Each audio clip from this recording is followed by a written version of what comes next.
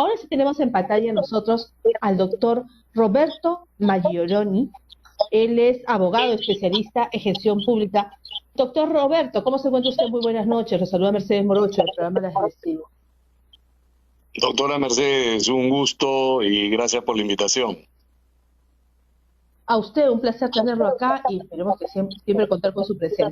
Doctor Maggioroni, queremos preguntarle cuál es el perfil que deben tener los candidatos para las próximas elecciones regionales y municipales en cuanto a lo que es la gestión pública, para no tener pues todos los problemas de las revocatorias que se vienen al Pleno del Jurado Nacional de Elecciones.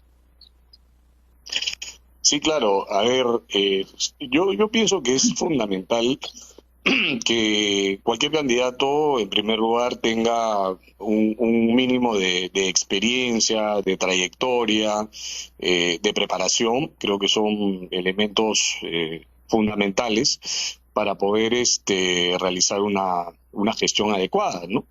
Además de ello, creo que es importante que todo candidato, ¿no? Conozca claramente la realidad, ¿no? de la región o del gobierno local, del distrito, digamos, al cual está postulando, ¿no?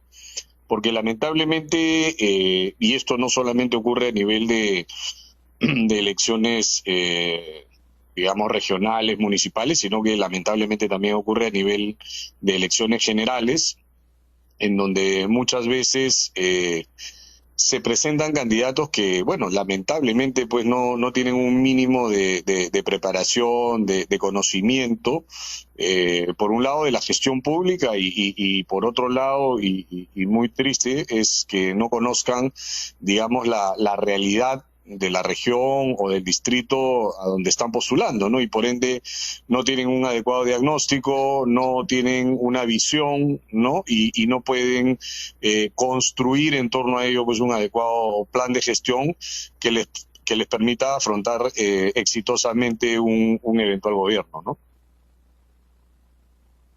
¿Por qué es que siempre escuchamos, y le digo porque yo soy secretaria de la Comunidad Campesina del Pueblo de San Miguel, acá a 2 horas de Lima, aquí cito nomás como dicen, y soy también vocal de la Junta de Regantes del Pueblo de San Miguel de Pumacoto, a 2 horas de Lima, quien canta al costado de Orajillo?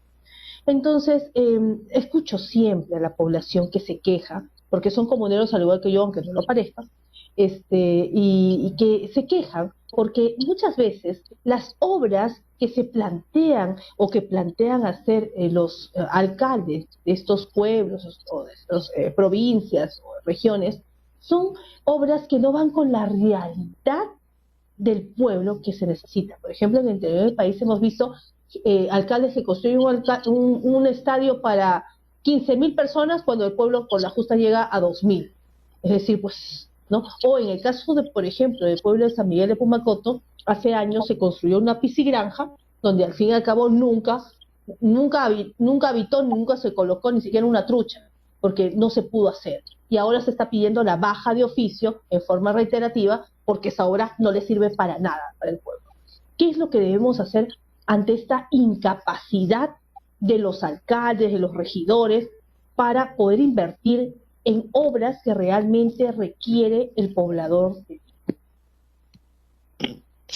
Claro, una vez más, reiterar que esto lamentablemente es consecuencia de digamos, de la poca o nula capacidad de quienes se postulan, no digo de todos, pero evidentemente la gran mayoría de personas que se postulan para gobiernos, para elecciones, mejor dicho, regionales, municipales y también elecciones generales, lamentablemente pues no tienen, digamos, la capacidad para ello, ¿no?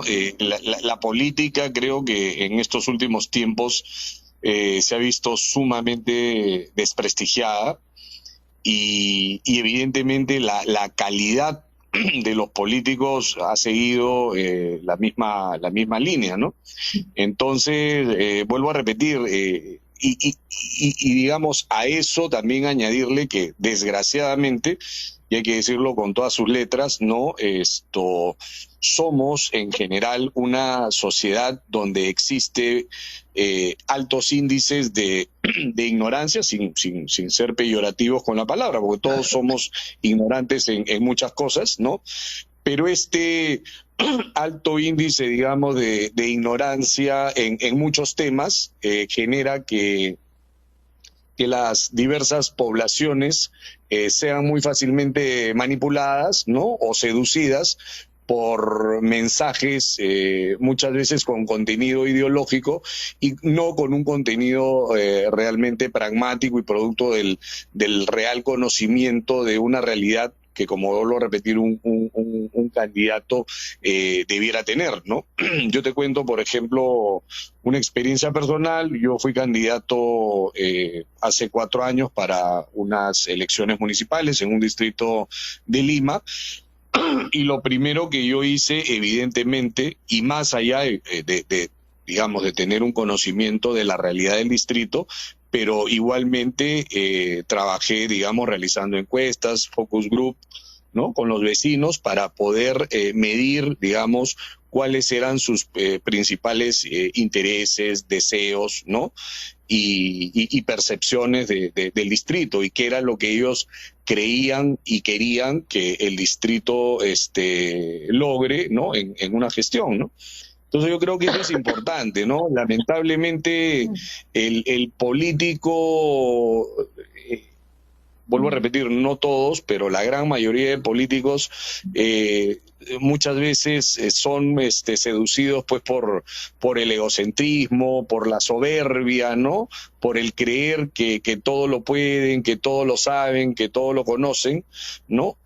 O también son seducidos por la ambición personal de llegar al poder por el solo hecho de llegar al poder, ¿no? Cuando no tienen, vuelvo a repetir, digamos, las características digamos, las habilidades, ¿no? Que les permitan de llegar al poder, vuelvo a repetir, realizar una gestión adecuada, ¿no? Y si hacemos digamos, una analogía con, esto es como una empresa, ¿no?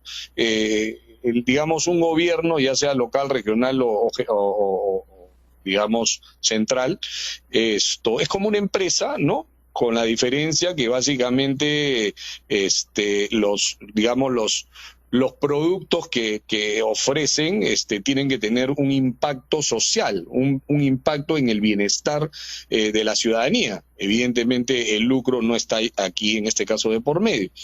Pero vuelvo a reiterar, ¿no? Existe, digamos, o sea, uno tiene que tener una visión empresarial para poder gestionar adecuadamente los destinos de cualquier comunidad, ¿no? Y para ello necesitas, vuelvo a repetirlo, habilidades, conocimientos.